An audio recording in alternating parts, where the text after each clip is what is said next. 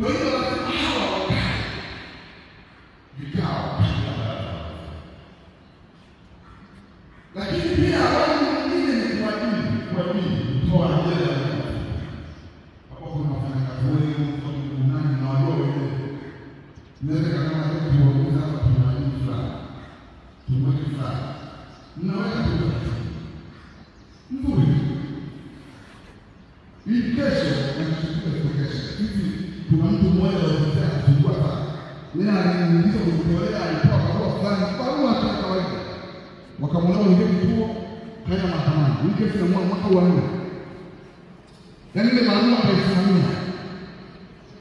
Kwa hiyo mkikosea hapa mtisawa na kuna mwingine nimemuona mahali ametoa ajira kwa kudumu mpaka 2009 nilipopenda kwenye ukaguzi nikagundua hilo jambo. Nikamwambia ndugu yangu wewe huwezi kuajiriwa na mtaa. Utaanza kuajiri. Akaniambia niondoke na na barua zote mimi. Na mtoto anataka wakati job description ni less. Kwa hiyo huko watu walikuwa wanafanya kwa sababu wanaona kama kuna mikataba ya sabini ni wajibu. Ndio usumbuka nini? Ni wajibu. Maana kikao yaani maana kikao kimeitwa. Yaani kila mtu anapenda attention. Hapa okay, kuna nini? Haleluya. Ifanye kazi yake. Na kuna taarifa ya utekelezaji. Kwa hiyo ndani ya miaka 5 huu shirika au unatoka ulipo na mahali pengine.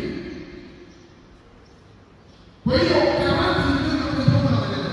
Kamati ndio na maendeleo ambayo baba nani ndiye kazi yake ni kupanga na kuongoza mambo ya uchumi na kutoa ushirika. Kusimamia michoro na zote za majengo. Kamati ya mipango na maendeleo. Michoro na mambo wakili anaingia kwenye mipango na maendeleo kwa sababu huyu akimaliza anamkabidhi huyu. Na huyu anahusika moja kwa moja kwenye kumiliki nini? Mali na kujua mali iko na mali. Maana yake ni hivi.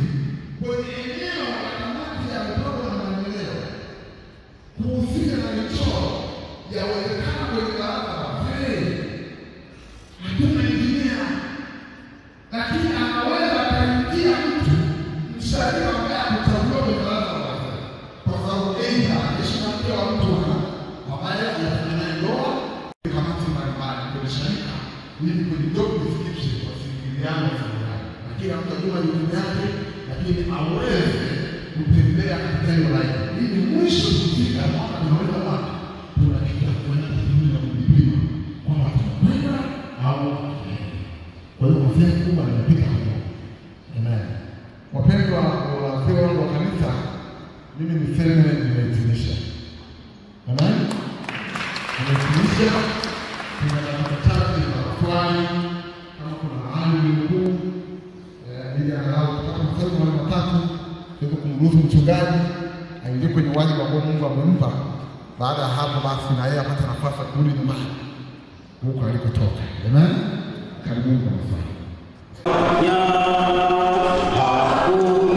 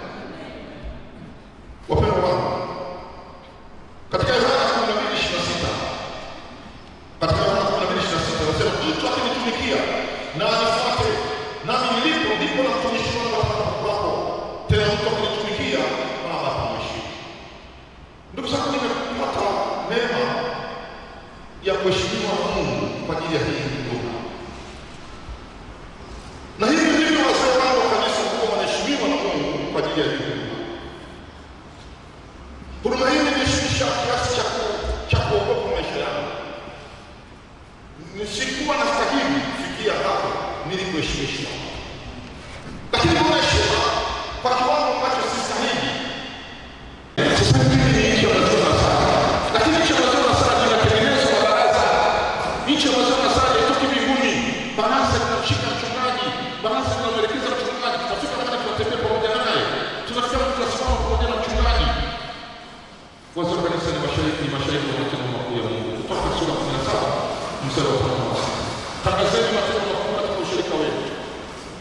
Usemeni ushirika wenu maneno mazuri. Ubarikini ushirika wenu mnapotoka nje. Mnapoenda katika wajibu mbalimbali, mnawajibika. Wazee wa kanisa ni wabeba mzigo pamoja na mtumishi, mchungaji. Katika kitabu cha Hesabu sura ya 11 mstari 16 hadi 18, wazee wa kanisa ni wabeba mzigo pamoja na mchungaji. Bebeni mzigo pamoja na mchungaji. Mchungaji asiye peke yake. Lieni pamoja naye. Bebeni mzigo pamoja naye. Muinueni mahali ambapo mnadhania kwamba ameanguka. Tafuteni watu wenye busara. Wakati mwingine sisi wachungaji tunakuwa babe. Tafuteni mzee kiongozi. Nimekutana na katibu wangu, naona Mungu amempa neema. Kana busara. Aliponipokea pale stendi na kila kitu. Naona huyu anafaa kwa katibu. Ana busara fulani. Hata kumpokea mchungaji ndio kumpokea mchungaji. Mimi kutoka Dar es Salaam nikapokea na kile kitu cha akakiingiza ndani ya gari mchungaji wake sudi. Nikaangalia gari na akafungua katibu. Mungu anakubariki sana, sema kidogo tu mchungaji. Yaani mtu anajishusha. Ifike mahali watu wakiwa wanaona kwa mchungaji analindwa. Mchungaji kuna watu wamemdefend. Mchungaji wetu hataguswa na kila mtu. Ana standard fulani ambayo sio standard ya kila mtu. Ni standard ya mchungaji wa usharika wa wazimu. Ana watu ambao wanamzunguka. Mimi watu nisukuta sasa hivi kunigusa kirahisi. Nimewekeza kwa wazee wa kanisa. Yaani kunigusa kirahisi. Tangaza jina la Bwana. Wewe ni sadaka. Kwa kawaida sadaka ni ibada yenye uhusiano wako binafsi wewe na Mungu wako. Lakini sadaka inatolewa kwa mtu mwenye kumcha Mungu. Tena sadaka ni takatifu mbele za uso wa Mungu.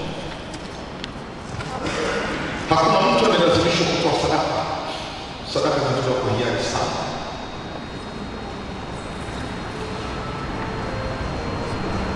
Mzee wa kanisa sio sababu ya watu kutoa sadaka. Na unaweza kuwa sababu ya kutoa sadaka kwa maneno yako. Na wakati mwingine unaweza kusema usijue, kwani hizo sadaka zinafanya nini? Zinaliwa tu, zinaliwa. Mkitoa zinaliwa. Sisi tumekaa, tunaona kwamba sadaka zinaliwa. Hamna lolote. Nyie toeni, tukaliwe. Mzee wa kanisa na sadaka ni kama sanduku la agano na wana wa Israeli. Sanduku la agano likiinuliwa, wana wa Israeli wanatembea. Likishuka, wana wa Israeli wanasimama. Sadaka zikishuka, usharika wanasimama. Sadaka zikiinuliwa, usharika wanatembea. Kwa taifa la Israeli walikuwa na kitu kinachoitwa mana. Mana ni chakula kilichoshuka kutoka mbinguni. Hakuna mtu aliyefanyia kazi. Hakuna mtu anayetafuta sadaka. Yaani unakwenda kazini, umeajiriwa unasema nafanya kazi nitafute sadaka. Hujawahi kutokea mtu namna hiyo. Unafanya kazi kwa mahitaji mengine, sadaka ni matokeo ya mahitaji mengine.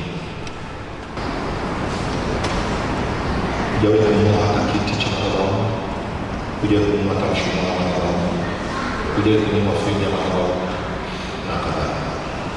Kipindi cha miaka 4 weka alama ambayo itakumbukwa katika kanisa ambalo unaloabudu. Na Mungu anakusaidia. Nataka kusema ndugu zangu, kila sadaka inapotolewa lazima mheshimu. Msidharau sadaka. Sadaka ni tofauti na mchango. Nikiwa Kinondoni, mama mmoja aliyekuwa ametelekezwa baada ya mume wake kufariki, aliolewa na kupata mtoto. Lakini mume wake alizaa mtoto na mama mwingine. Kwenye kama miaka 27 katika ndoa yao hakuwa na mtoto. Mume akaja kufariki. Watoto wa yule baba wakamfukuza mama yao huyu. Mama akahifadhiwa na majirani. Akaendelea na kesi ya mirathi. Lakini maisha yalikuwa magumu sana kwa sababu kumfukuza kumwachia kitu. Mama yule anakuta machupa ya maji Akanieleza sinagi ilikuwa na mahali na kulala. Nikawa msaidia kwa kile kusanya machupa ya maji kwa washirika. Nikamwekea mahali kwa machupa ya maji. Na kila wakati mama akija na kwa nikimtazama nadhani kwamba itabidi nimsaidie. Nikawa msaidia wakati mwingine 20, 30 kadri atakavyokuta siku hiyo.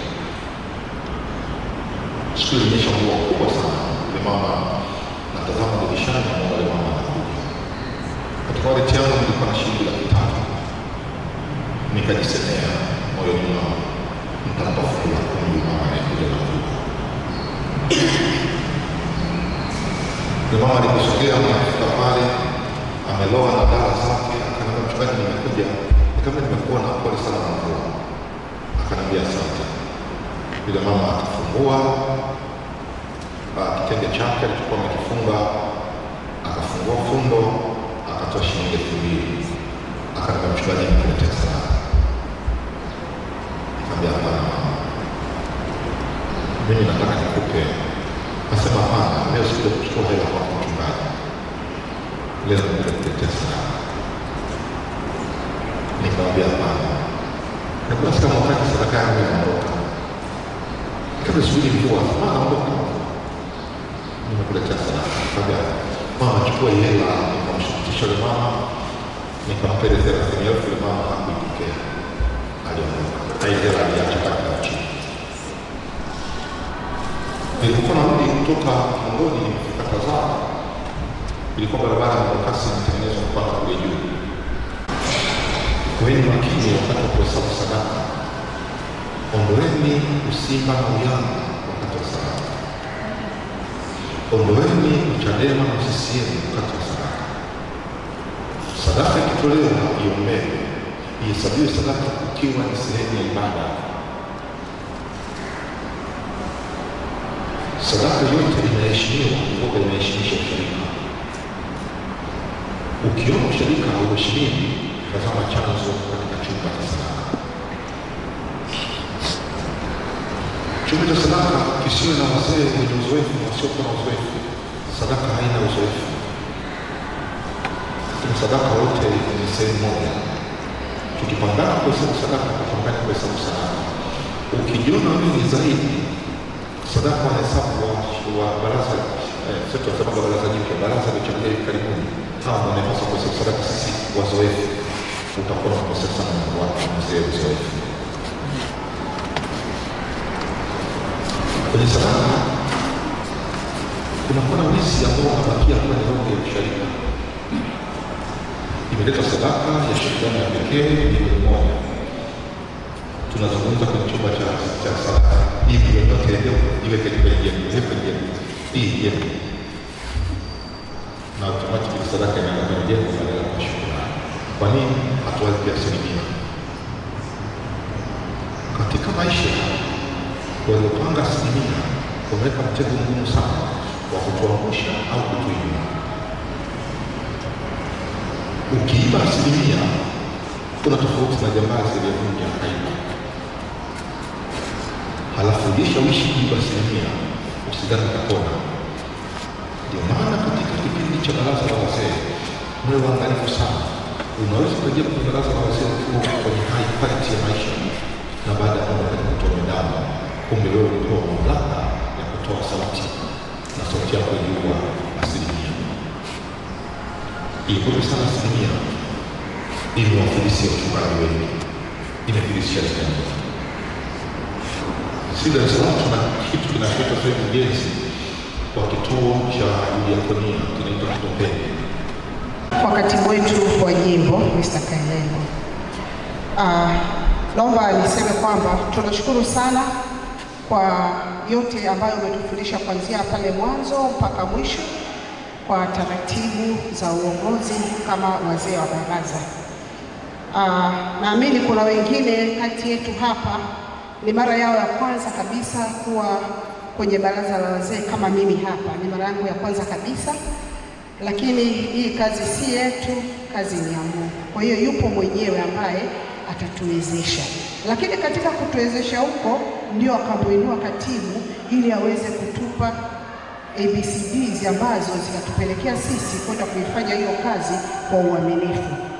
Naomba kwa niaba ya baraza la wazee waliopo hapa nitoe shukrani za dhati kabisa, lakini pia katibu, ni kuombe usichoke siku yoyote ile ambayo tutahitaji msaada wako wa kuweza kuendelea kutupeleka kwa haya masomo tukiwa katika sharika pamoja na mitaa. Tunakukaribisha. Nashukuru sana na Mungu akubariki na endelee kukutumia. Asante.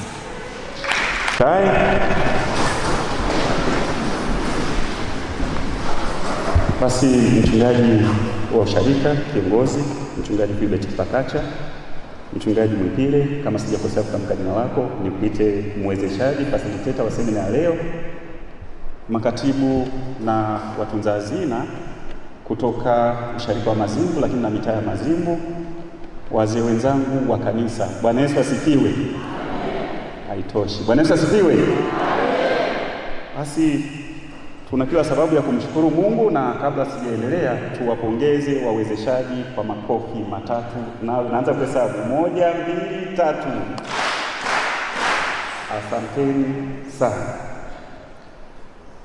Tunamshukuru Mungu ambaye ametuwezesha kuenenda katika mpango mzima wa semina hii kuanzia kuwapata hawa wawezeshaji. Kwa hiyo mchungaji Kipakacha na baraza la wazee la Mazimbu, tunakupongeza sana kwa uratibu na jinsi ambavyo tumefanikiwa. Namshukuru Mungu pia kwa ajili ya wawezeshaji wote kuanzia Mr. Kairembo, katibu wa jimbo, pamoja na mwezeshaji kutoka SGR, kwa namna ambavyo Mungu amewatumia kutukumbusha mambo mengi. Bahati mbaya sana hatukuwa na chai ya mchana. Sasa mwenzako Kairembo alipata bahati kwamba mimi nilifanya tathmini ya mafundisho yake, kwa sababu ule wakati wa chakula, wakati naendelea kuongea na wazee wa kanisa, kulikuwa na minong'ono kwamba ametufungua, ametufundisha, ametuelekeza mambo ambayo tulikuwa tujui. Sasa mchungaji mwingine, sisi tutapata taarifa zako kutokana na sura za watu ambao ulikuwa wakufundisha kwamba wamepokea mafundisho uliyowapa.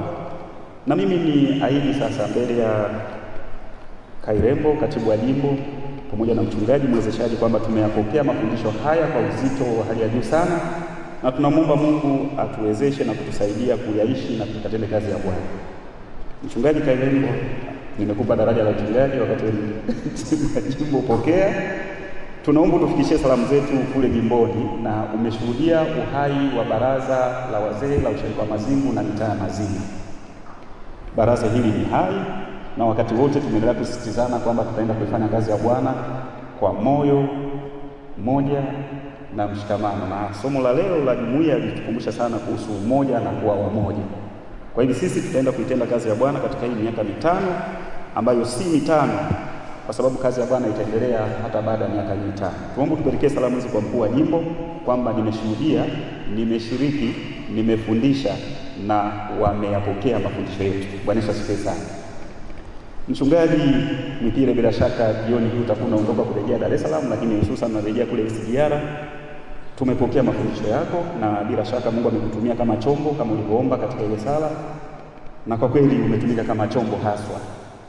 Na kwa sababu unarudi nyumbani, sisi tuna kila sababu ya kuendelea kukuombea kwanza katika safari yako ya kurejea Dar es Salaam, lakini pia tunakuomba utufikishie salamu zetu pale usharikani SGR na mitaa mingine yote ambayo unaihudumia. Mungu aendelee kuwa pamoja nawe katika safari, lakini pia katika utumishi wako.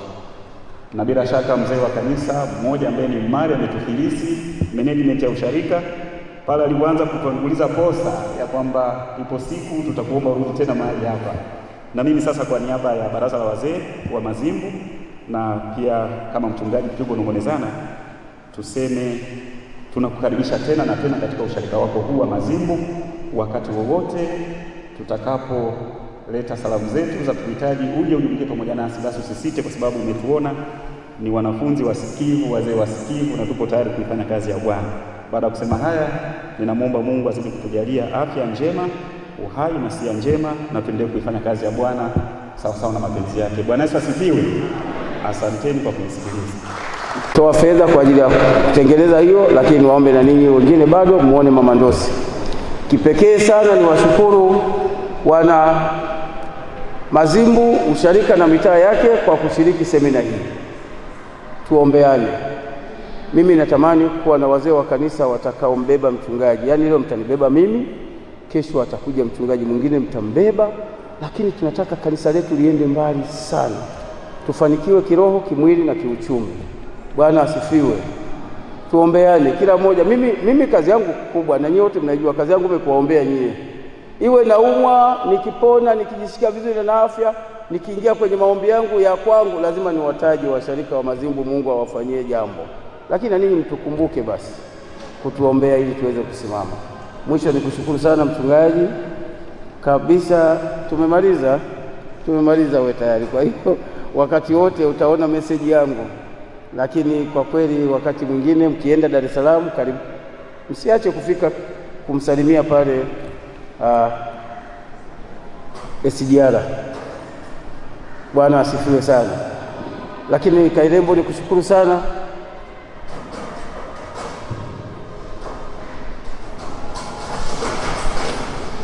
Nikushukuru Kairembo kwa semina nzuri na tutaendelea kukutumia. Kesho tumshukuru Mungu. Baba, katika jina la Yesu Kristo Mungu wetu uliye hai, tunakushukuru kwa ajili ya siku ya leo ambayo hakika Mungu tumeona muujiza wako ukitendeka kwa kupitia watoto wako Kairembo pamoja na mchungaji Mwipile, namna ulivyowatumia na kuwapa nguvu ya Roho Mtakatifu, lakini umewapa ile siri yako uliyotaka sisi tuipokee. Umewapa watoto wako na wao wameisema kama ilivyo kwetu. Mungu, tunakushukuru kwa ajili ya maandalio hayo, lakini tunakushukuru kwa ajili ya kusema nasi. Mungu wetu uliye hai, tunaendelea kujikabidhi kama watoto wako uliyetuita kwa ajili ya kazi yako. Mungu, tunaomba ukatusaidie kwenye utume huu. Ni kazi kubwa, inahitaji nguvu ya Roho Mtakatifu. Ni kazi kubwa ambayo inahitaji uongozi wako. Yesu, wewe uliwaongoza taifa hata kwenye bahari ilipotaka kuzama, wewe ukakishika chombo. Baraza hili ni chombo chako, na kusihi Yesu ukawe pamoja na watoto wako katika utumishi wao wote. Katika kipindi hiki cha miaka 5, wewe ukawe kiongozi wetu, wewe ukawe mwalimu wetu, wewe ukatupe unyenyekevu, ukatupe utii, ukatupe kuyakumbuka yale yote uliyosema nasi kwa kupitia watumishi wako. Mungu uliye hai, simama na usharika huu na mitaa yake. Tunatamani kukuona Mungu katika huduma uliotuita, tuifanye kwa moyo, na mwisho tutakapofika ile siku ya mwisho utakapotudai kutoa hesabu, na hata siku ya hukumu, tukupe Mungu hesabu inayofaa, inayostahili sisi kukaa pamoja nawe katika utukufu wako. Mungu uliye hai, tumeahirisha semina hii. Tunaomba utembee pamoja nasi. Damu ya Yesu ikatutangulie kila mahali. Roho Mtakatifu aendelee kusema nasi kila mmoja, na kila mmoja ukamkumbushe wajibu wake, na hasa kwa ajili ya kesho kwa baraza hili, na Jumapili ya tarehe 11 baraza lile la mtaa wetu wa Lukobe, na ratiba inavyoendelea. Mungu, tunaomba wewe ukahusike ili watoto wako kwenye madhabahu yako wakapokee wajibu na utume uliotupa, utume mtakatifu. Bariki nyumba za watoto wako, familia kwa wale wenye mke na mume na watoto. Mungu ukawabariki, ukabariki nyumba zao, lakini ukawabariki wazee wa kanisa ambao bado hawajapata neema ya kuwa na familia. Wape neema Bwana ya kuwa na familia ili waendelee kukutumikia kwa furaha, na ukawape wake ama waume wazuri wenye heshima, wanaokuheshimu, wanaokupenda, wanaokutumikia wewe. Mungu, usitupungukie baraka zako. Sasa tunaomba ukatubariki katika jina la Mungu Baba na Mwana na Roho Mtakatifu. Amen. Bwana na Amen.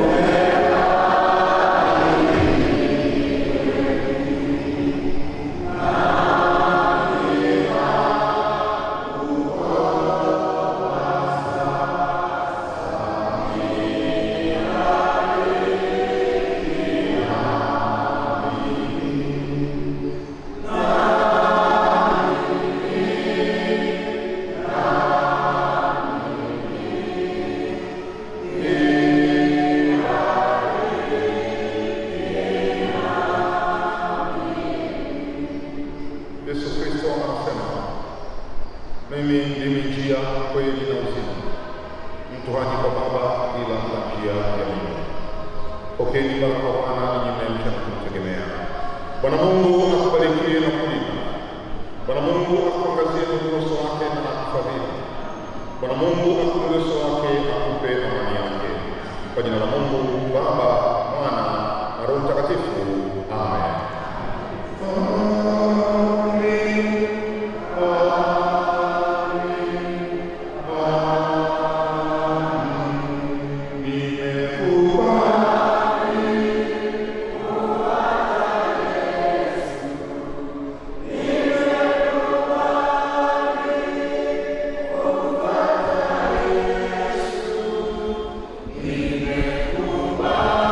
Thank you.